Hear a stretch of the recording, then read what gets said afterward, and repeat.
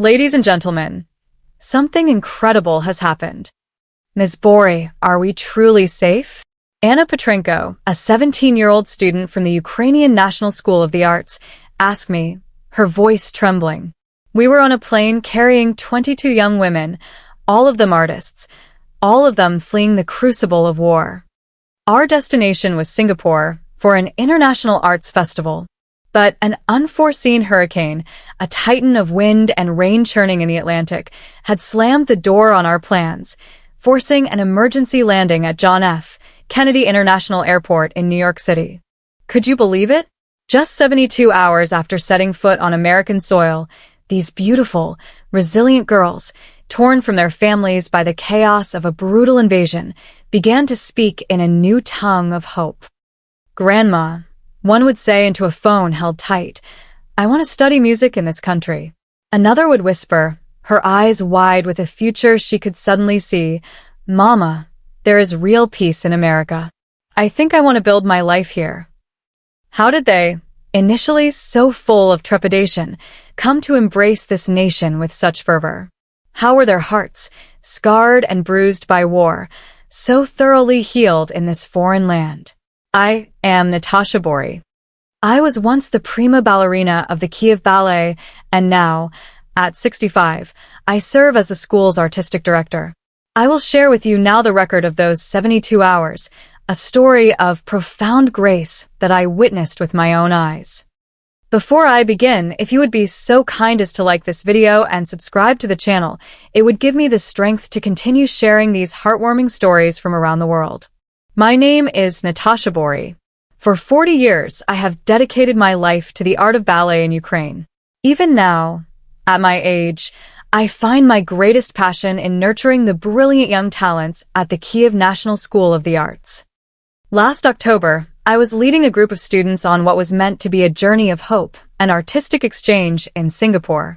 The participants were 22 girls, aged 16 to 18, all prodigies in ballet, music, and painting. Yet they were also children of war. Many had been separated from their families. Anna's father was fighting on the front lines, while her mother had taken refuge in a shelter in the West, a country apart. Sophia's parents were lost in the siege of Mariupol. She was now in the care of an aunt. Yekaterina lived with her grandmother, their bond the only anchor in a world unmoored. And Alexandra had joined us from Poland, where she was living as a refugee with distant relatives. This trip was more than an arts festival. It was a special initiative, a mission to heal their wounded spirits and help them find hope through their art. It was made possible by the tireless work of an international aid organization. For most of them, it was their first time leaving Ukraine. Their parents, with heavy hearts, had entrusted them to me, hoping a glimpse of the wider world, a breath of peaceful air, could rekindle the light that the war had tried to extinguish. As we departed from Boryspil International Airport, the expressions on my students' faces were a complex tapestry of emotions, the anxiety of leaving their homeland, the constant worry for their families, and a profound, paralyzing fear of the unknown. Katerina, 18 and wise beyond her years, turned to me just before we boarded. Ms. Bori, she asked, her voice barely a whisper, do you think we can ever truly be happy again? After the war, can we have normal lives? In her eyes, I saw hope and despair locked in a desperate dance. The flight was smooth, a quiet reprieve in the sky, until we were soaring over the vast, empty expanse of the North Atlantic. The captain's voice crackled through the cabin, calm but firm. A powerful hurricane was lashing the east coast of the United States, and the airspace around our intended refueling stop was now closed. He explained that we would be diverting to the safest and most capable alternative, New York's John F. Kennedy International Airport. A wave of agitation swept through the girls. Their knowledge of America was a collage of Hollywood movies, fast food, and towering skyscrapers. America? A few students whispered, their anxiety palpable. It's so different.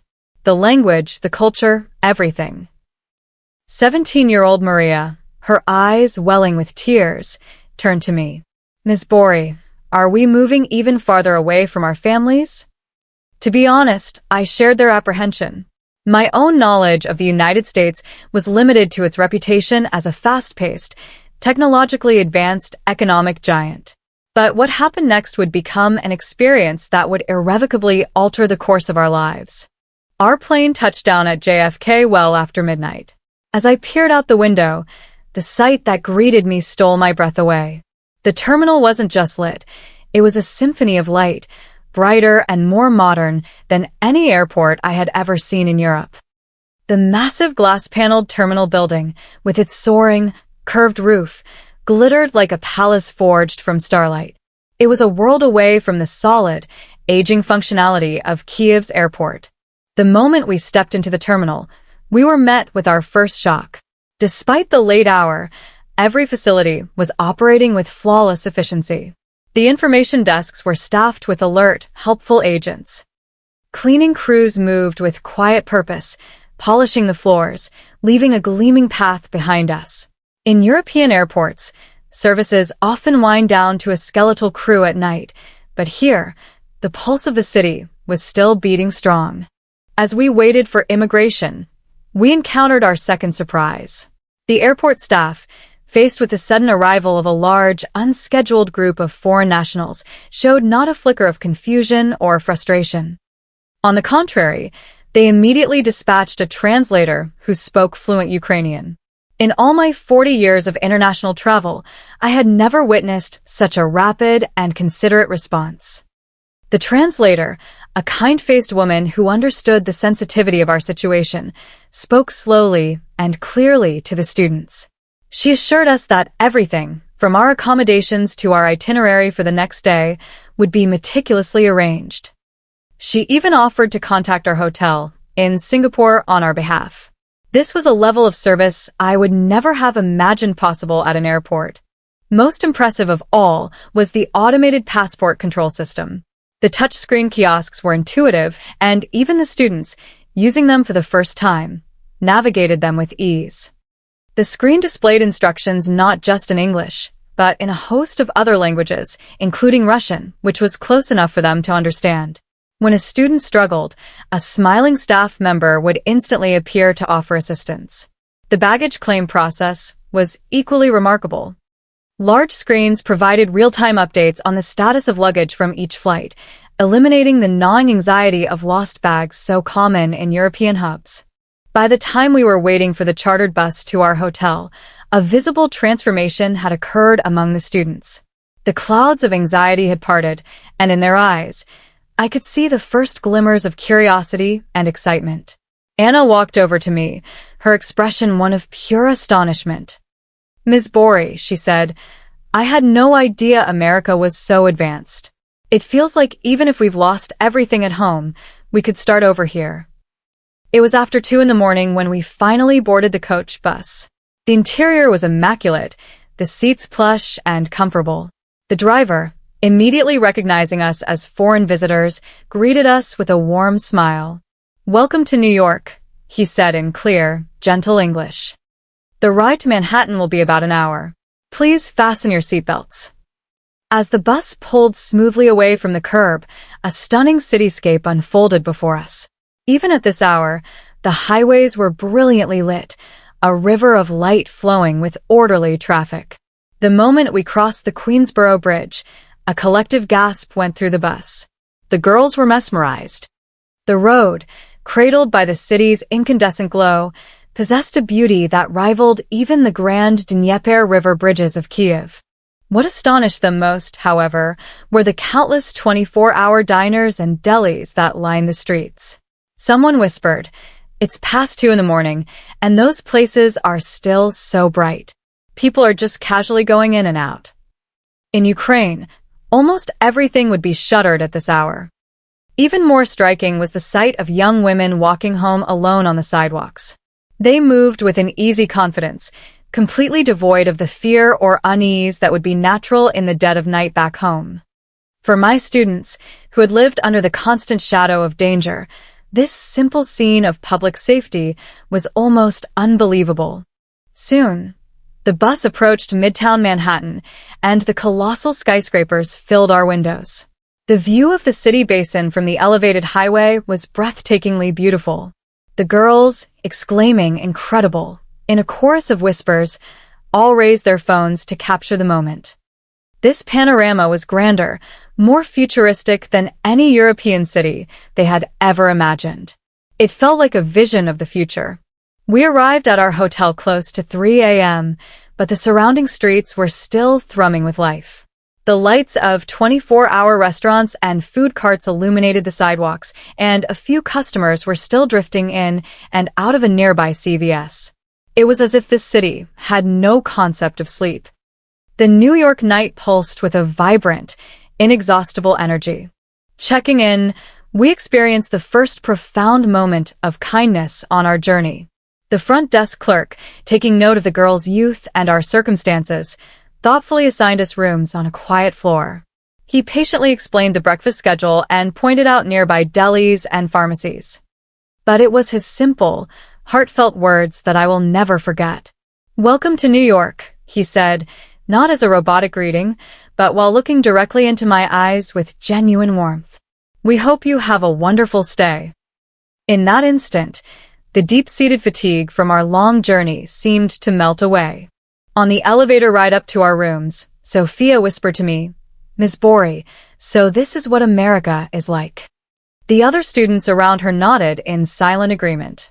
Just a few hours earlier, these children had been consumed by anxiety and fear. Now, their faces were illuminated by the soft light of curiosity and anticipation. That night, my own heart was too full for sleep. What experiences, I wondered, would the next 3 days hold for us all? At that moment, I could not possibly have imagined.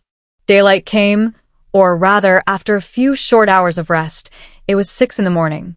Several students, their internal clocks still set to a different continent, were already awake. It was then that the unexpected happened. Anna, feeling unwell, had fainted in her room. Perhaps it was the unfamiliar surroundings, the exhaustion of travel, and the accumulated stress of the war all crashing down at once. I frantically dialed 911. To my astonishment, the operator responded in perfect, reassuring English and promised an ambulance would be dispatched immediately after confirming our location. In less than 5 minutes, an ambulance arrived.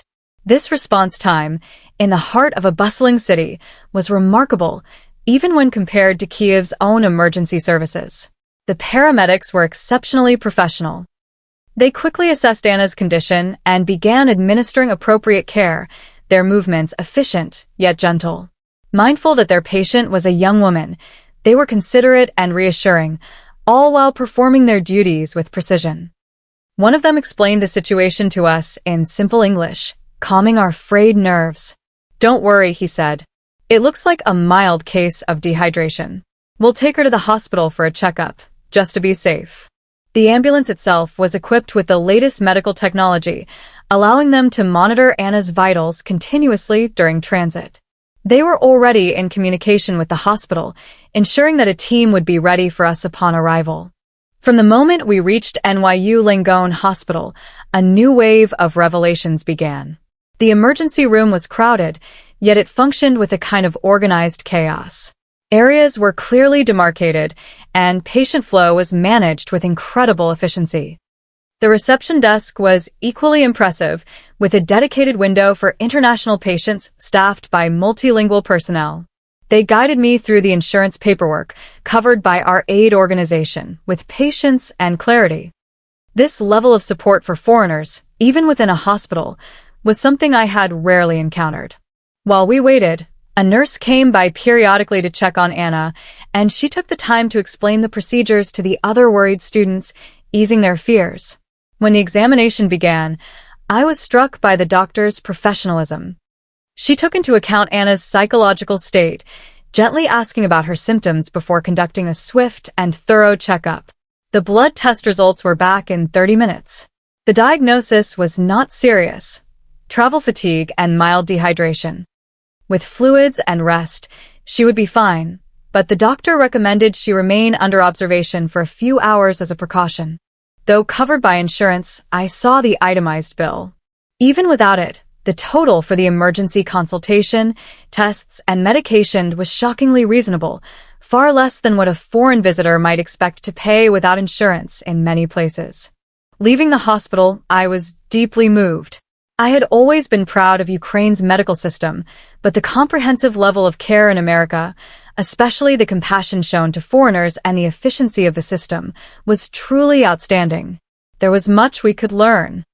This medical ordeal profoundly deepened the students' understanding of America. They realized that this country's advancement wasn't just technological. A fundamental sense of human decency was woven into the very fabric of its society. After Anna had recovered, we decided to begin our exploration of New York City in earnest. Our first stop was a large 24-hour deli near the hotel. The students, having finished a quick hotel breakfast, were eager to properly investigate the kind of place they had only glimpsed the night before. The moment we pushed open the glass door, their eyes went wide.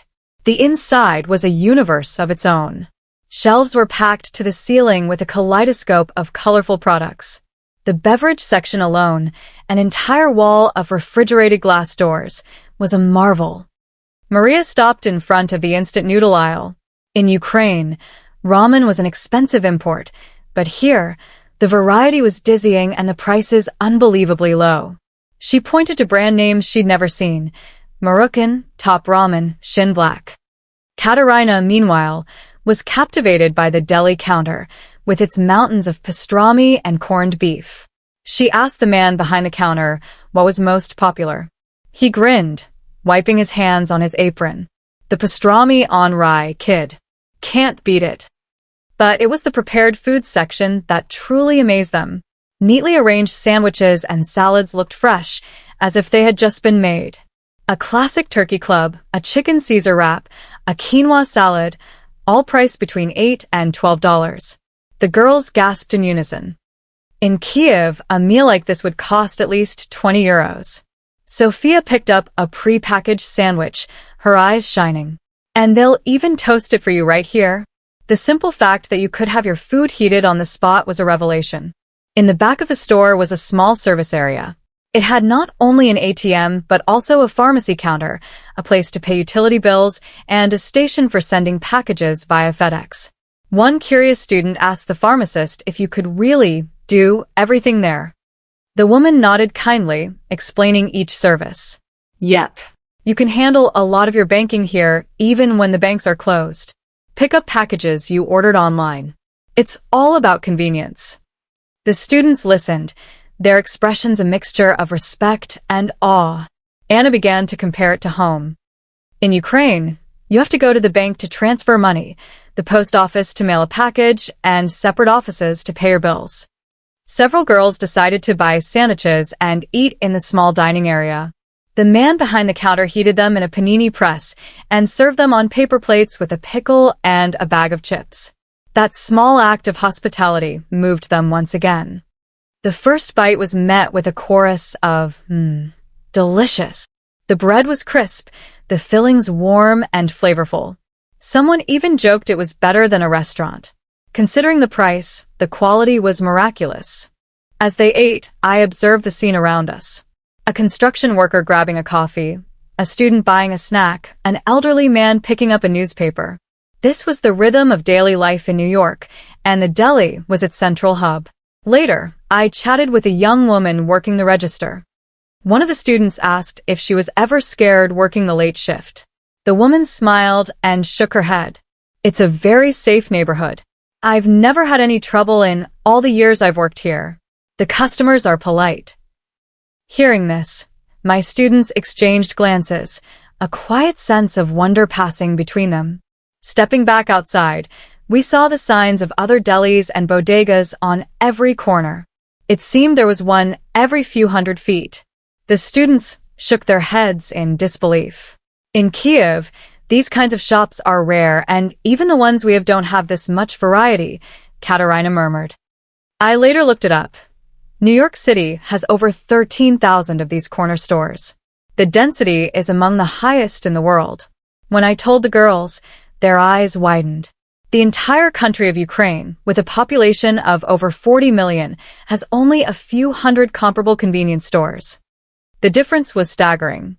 In my 40 years of leading student trips, I had never seen a group so fascinated by a simple corner store. But perhaps it was because the New York deli was more than just a shop.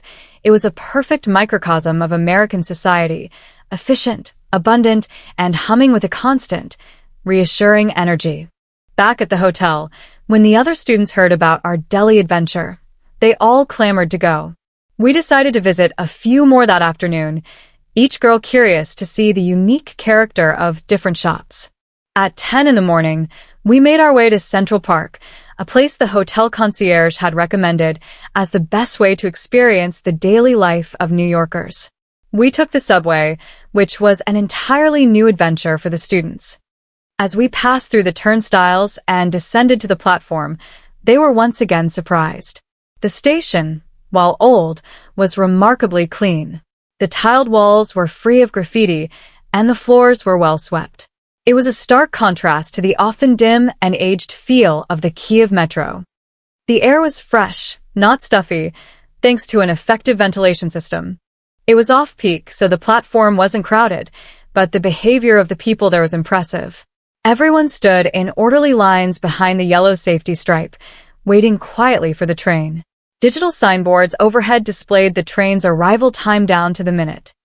"It's exactly on time," Anna noted, checking her watch. When the train glided into the station, the waiting crowd instinctively took a step back, allowing passengers to exit before anyone tried to board. There was no pushing, no shoving. Once the car was empty, the lines moved forward smoothly. It was a level of public courtesy they had never seen on the metro back home. Inside the car, more surprises awaited. It was astonishingly quiet and clean. The seats were pristine, the floors gleamed, and even the handrails shone under the fluorescent lights. The air conditioning was comfortable, and the ride was smooth and quiet. People spoke in low voices, respecting the shared space. When we emerged from the subway stairs and stepped into the open air, the vast expanse of Central Park stretched before us. A collective wow escaped the girls. To have such a massive, beautifully maintained green space in the heart of the city was incredible. In the distance, the iconic skyline of Central Park South stood like a granite cliff face. The scale of it all dwarfed any park in Kyiv. As we walked deeper into the park, we saw New Yorkers engaged in their morning rituals. People were jogging, cycling, and rollerblading. The students were amazed to see so many people out exercising on a weekday morning. They were particularly impressed by the free-to-use fitness equipment installed along some of the paths. Men and women, young and old, were stretching and working out. Seeing the sign that read "Free for public use," the girls exclaimed, "In Ukraine, you have to pay for a gym membership to do this." Sophia, feeling brave, approached an elderly man using a leg press machine. Though they didn't share a language, they communicated through gestures. The man smiled warmly. "Yes, I come here every morning," he seemed to say. "It's good for my health." His gentle smile made the girls feel instantly at ease. Walking along a path, we discovered another new cultural phenomenon, the public bike share stations. Racks of bright blue city bikes stood neatly in a row, available to be rented easily with a smartphone app. "We have a similar system in Kyiv," one student remarked, "but it's not nearly this organized or widespread." We found a bench to rest on and took in the surroundings. We saw families everywhere, a father teaching his child to ride a bike, a mother pushing a stroller. It was a scene of peaceful, everyday life. What made a lasting impression was the sight of people walking their dogs. Every single dog was on a leash, and every owner carried a small bag. When one man carefully cleaned up after his dog, the students commented in admiration. Their sense of civic responsibility is so high. We decided to stop at a small cafe near the lake. The staff, noticing we were foreigners, immediately provided English menus. The girls chose their drinks, some daring to try an iced Americano for the first time. Sitting at an outdoor table, feeling the gentle breeze, we sipped our drinks. The wind was cool and pleasant as it rustled the leaves in the trees. The girls were quiet, simply absorbing the scenery, their faces serene. Katerina whispered, "I can't believe a place like this exists in the middle of such a huge city." Another student nodded. Kiev has parks, but nothing is designed for the people on this scale.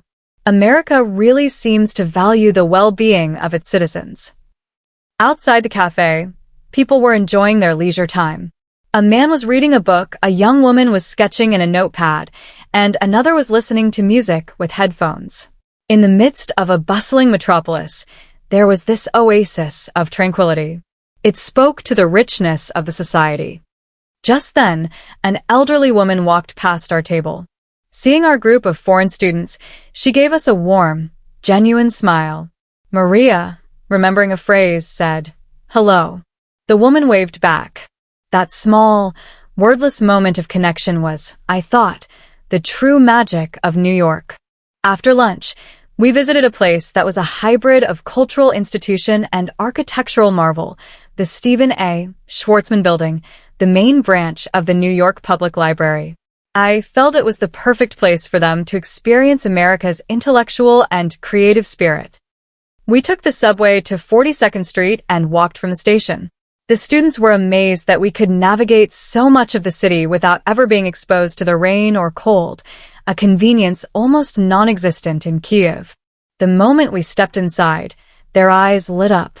The sheer scale of Astor Hall was awe-inspiring, but it was the Rose Main reading room that left them breathless.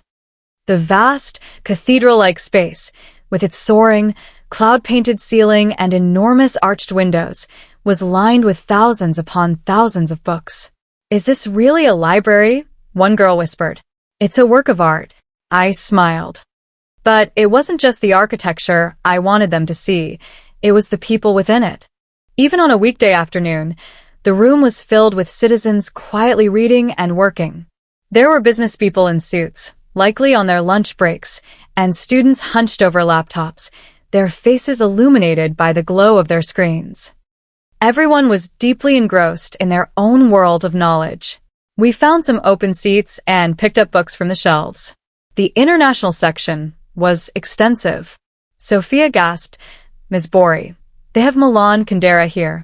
In her hands was a famous work by the renowned writer. A moment later, another student found a collection by Serhiy Zhadan, a celebrated contemporary Ukrainian author, translated into English. Her eyes shone with pride. "To see a Ukrainian writer's book in the New York Public Library, it's incredible," she said, her voice filled with emotion. What impressed them most were the professionals in suits, sitting there long after the typical lunch hour had passed. "Don't they have to work?" Anna joked. A nearby librarian, overhearing, smiled. "Many people come here on their breaks," she explained. "Even if they only have a short time, they like to spend it reading." The students were full of admiration. "To spend our lunch break in a library, that's an amazing culture," one remarked. "In Kiev, most people just have coffee or a cigarette."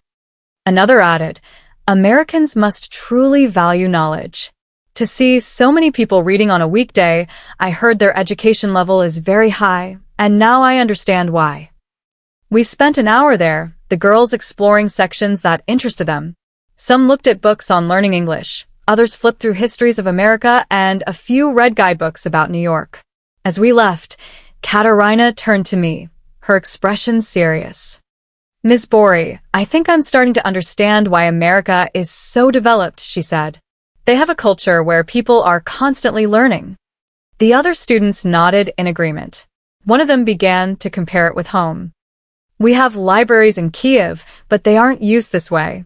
Young people rarely go on their own. I envy this culture of reading." As we walked through the bustling streets of Midtown, the conversation continued, centered on America's reverence for education and knowledge. The girls vowed to study harder when they returned to Ukraine, inspired by the dedication they had witnessed. At 4 in the afternoon, we arrived at Times Square, the epicenter of New York's vibrant, chaotic youth culture. As we emerged from the subway station, the sheer, overwhelming energy of the place made the girls stop in their tracks, breathless. The cacophony of the city, The music from street performers, the laughter, and the crowds of young people dressed in every imaginable style. It was a sensory overload. We began to walk through the pedestrian plazas. The first thing that caught our eye was a group of street dancers. With a boombox blasting a popular hip-hop track, they performed a flawlessly synchronized routine. The crowd that had gathered around them roared with approval. My students stood mesmerized. After the performance, people tossed money into a hat, and the young dancers bowed deeply, shouting, "Thank you," Anna said admiringly. The level of street performance here is so high. We see it in Kiev, but never with this kind of polish. A few steps further, a band was playing. The lively sound of an acoustic guitar, a bucket drum, and a clear, powerful voice filled the air. The girls started swaying to the rhythm. Music, I thought, truly has no borders. Sophia, feeling bold, dropped a few dollars into the guitarist's open case. He grinned and gave her a high five. She blushed but looked thrilled. That warm interaction seemed to epitomize the free-spirited atmosphere of the city. We continued on, making our way to a small artisan market set up nearby, where young artists were selling their creations directly to the public. Jewelry, paintings, handmade crafts, each item was brimming with originality and youthful sensibility.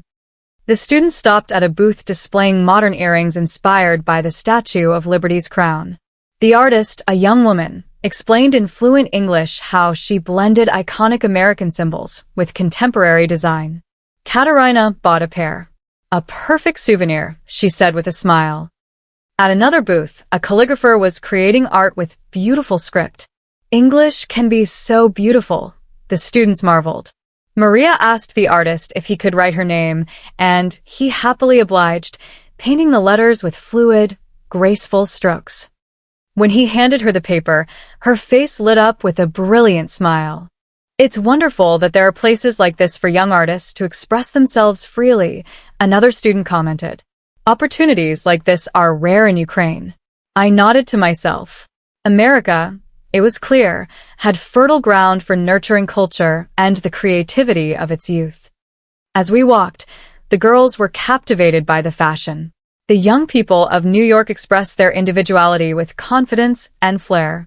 "The style here is so cool," one of the girls said, and the others laughed in agreement.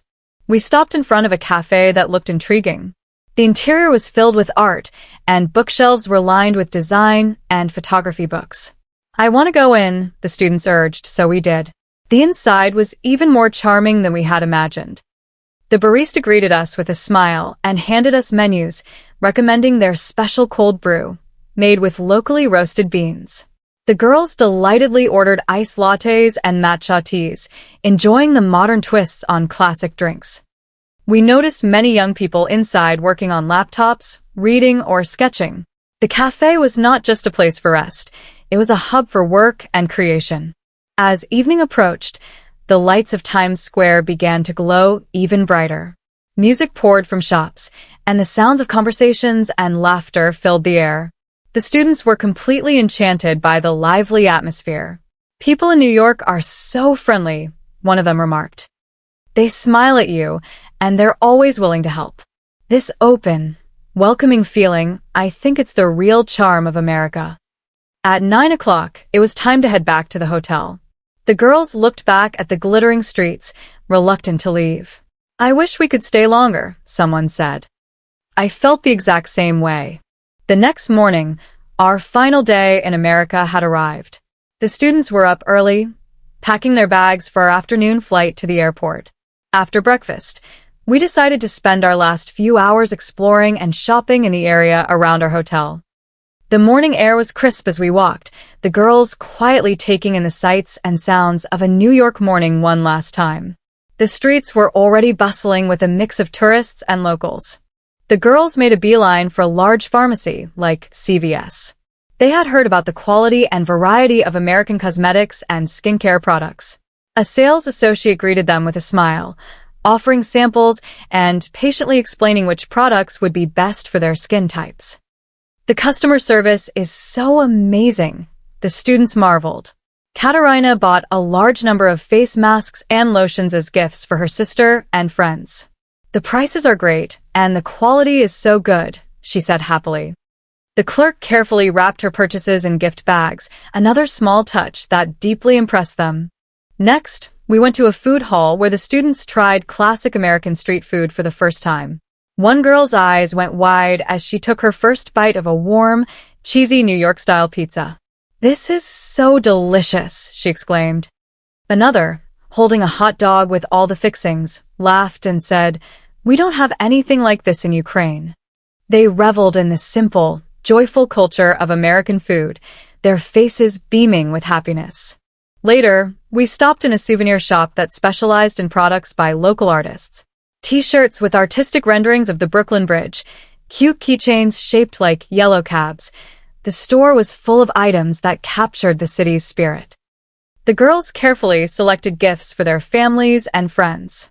The owner, seeing our group of foreign students, smiled. "Thank you for visiting New York," he said. "Let me give you a special discount." That unexpected kindness once again touched their hearts. "Americans are just so generous," one whispered. For lunch, the students wanted one last taste of authentic local food, so we found a classic diner. The place was already packed, but the menu had pictures and English descriptions, making it easy to order. When the sizzling burgers and plates of pancakes arrived, the girls gasped, "It smells so good." The waitress kindly showed them how to use the different condiment bottles. They ate with gusto, their faces showing pure satisfaction. In the afternoon, we paid a visit to St. Patrick's Cathedral. Faced with the majestic, historic building, the students fell silent, their gazes drawn upward. Time seemed to stand still. Inside the serene atmosphere of the cathedral, we sat on a pew and talked about our 3-day experience. "This trip has been such a precious gift," Sophia said, her eyes shining. "A complete accident turned into the best memory of my life. I knew nothing about America, but now it's my favorite country." The other students voiced their agreement. "I will definitely come back," one said. "And I'll stay for much longer next time." Returning to the hotel to collect our luggage, our time was almost up. The students' hands were full of shopping bags, but their faces were full of happiness. Gazing out the bus window at the passing New York streetscape, their eyes held a mixture of gratitude and a quiet reluctance to leave. Leaning back in their seats on the bus, the students silently watched as the streets of New York slipped away. Someone whispered, "Goodbye, New York. I'll be back." It didn't sound like a farewell, but like a promise. Soon, we arrived at JFK Airport. 3 days ago, we had landed here in a state of emergency. Now, we stood in the same place with completely different feelings. The shadows of anxiety and tension were gone, replaced by a profound sense of gratitude and affection. As we checked in, the students smiled at the airline staff. "Our time in America was truly wonderful," they said. The agent smiled back warmly. "We're glad to hear that. Please come back soon." In that simple exchange, there was a genuine connection. While waiting to go through security, I asked them, "When you get back to Ukraine, what do you want to do?" Anna answered without hesitation, "I'm going to start learning English seriously." The others nodded. "Me too. I'm going to look into applying to American universities. I'll convince my parents. I feel like I could learn so much more by studying here." Seeing their determined expressions filled my heart with warmth. As we walked to the boarding gate, the students kept looking back, the lights of the city reflected in their eyes. Just before takeoff, I saw a few of them gently dabbing their eyes with handkerchiefs. They were tears of departure, but not of sadness. They were tears that held the promise of a heartfelt connection. As the plane taxied down the runway and lifted into the night sky, the view of America's glittering landscape grew smaller and smaller. And just like that, our 72-hour American experience came to an end. But it was not an ending. It was a beginning. The next morning, we landed at Borisville. Parents were waiting in the arrivals hall to greet us with smiles and hugs. The students excitedly recounted their experiences in America. At first, the parents were surprised, but soon their eyes filled with pride. "I can't believe America is such a safe and convenient country," one mother said, "and that the people are so kind." They listened intently, as if they had been on the journey with us. In the week that followed, a small miracle began to unfold. The students started posting photos and videos from their trip on social media. Dozens of posts flooded Instagram and TikTok, and the response was immediate and overwhelming. Friends left comments expressing their surprise and admiration. Is that what America is really like? I want to go. The most popular video, showing the girls eating in a brightly lit deli late at night, went viral. The image of young women enjoying themselves in a city after midnight, completely safe and carefree, resonated deeply. The video surpassed 200,000 views. This sparked a surge of interest in America among the parents. At a school meeting, it became the main topic of conversation. One after another, parents began to voice their desire for their children to study in the United States. I was even invited to give a special presentation to share what I had seen and heard with other students and teachers. On the day of my speech, the classroom was packed. I spoke honestly about our experiences, the city's incredible efficiency, the high level of civic-mindedness, and most importantly, the warmth and hospitality shown to us as foreigners. The audience listened, captivated. During the Q&A session, hands shot up all over the room. Is America really that safe? What is the education level like? Is it expensive to live there? I could only share what I had witnessed firsthand. After the presentation, many students approached me. I want to study in America. Where do I start? Where can I learn English? How can I get into an American university? Their eyes were no longer the eyes of the students I once knew.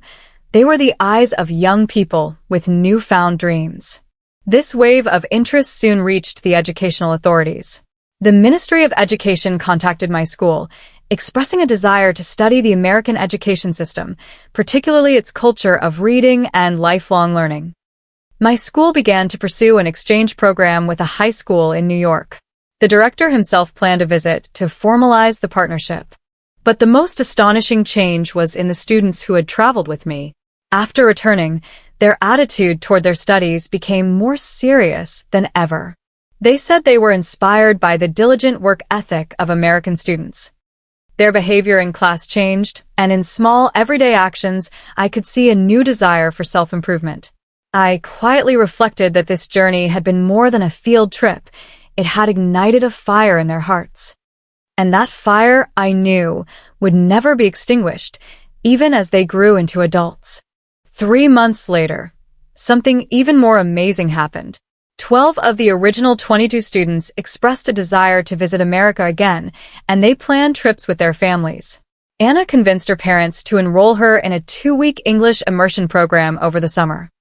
Sophia, when considering her university options, began to seriously look at schools in the United States. A year later, I received astounding news. The Kiev National School of the Arts had officially become a sister school with a private high school in New York City, with plans for an annual student exchange.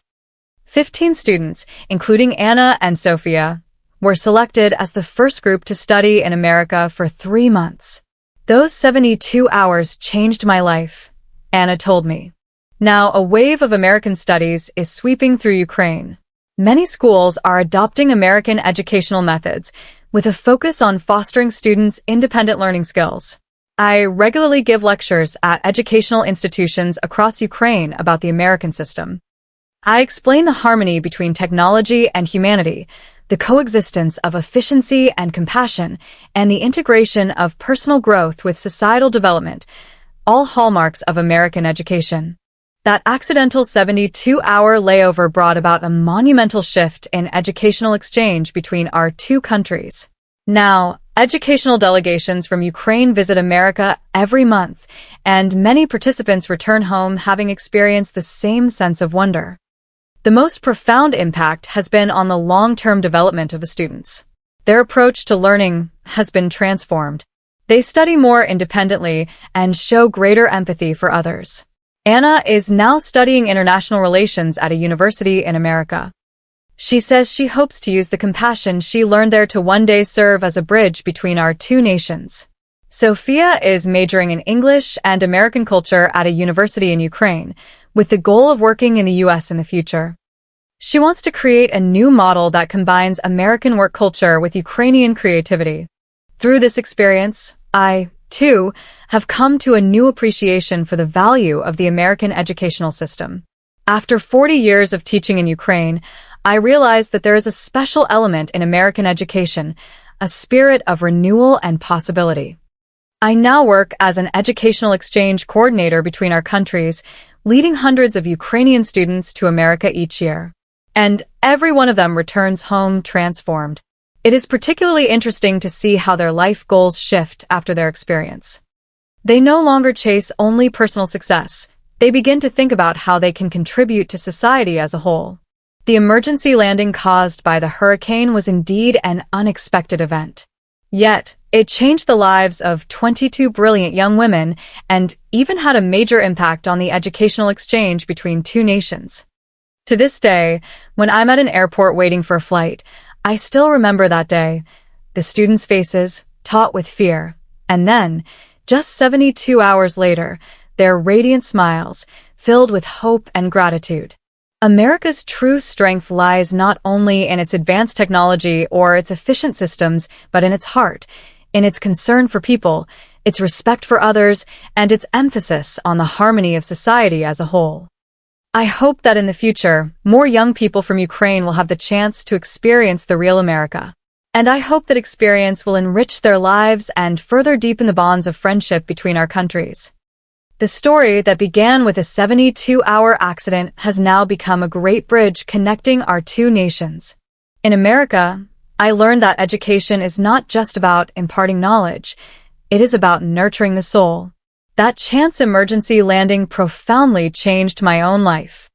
It was not just a trip, it was a revelation that introduced me to a remarkable place and opened up a new world for so many of my students. The 72 hours in New York are an unforgettable memory for all of us. This experience built a small but sturdy new bridge between Ukraine and America. To us, America is no longer a distant country. It is a place we want to learn from, a place we want to visit, and a place we love from the bottom of our hearts. Looking back, it was a tremendous change born from a small accident. In my 40 years of teaching, I have never had such a meaningful experience. I am deeply proud to have been able to show my students a new world and to have become a part of that bridge myself. Now, I sometimes find myself at an airport, watching the planes and remembering that day, the students' faces trembling with fear, and then, just 3 days later, those same faces shining with the light of happiness. That was the greatest gift America gave us. I pray that Ukraine and America will grow even closer in the future, that our education, our cultures, and our hearts will all intertwine, leading us toward a future of mutual understanding. And I hope that more people will come to know the true face of America, the warmth of its people, the passion for learning, and the spirit of care that, together, make it such a beautiful place. Thank you. With all my heart, I love America.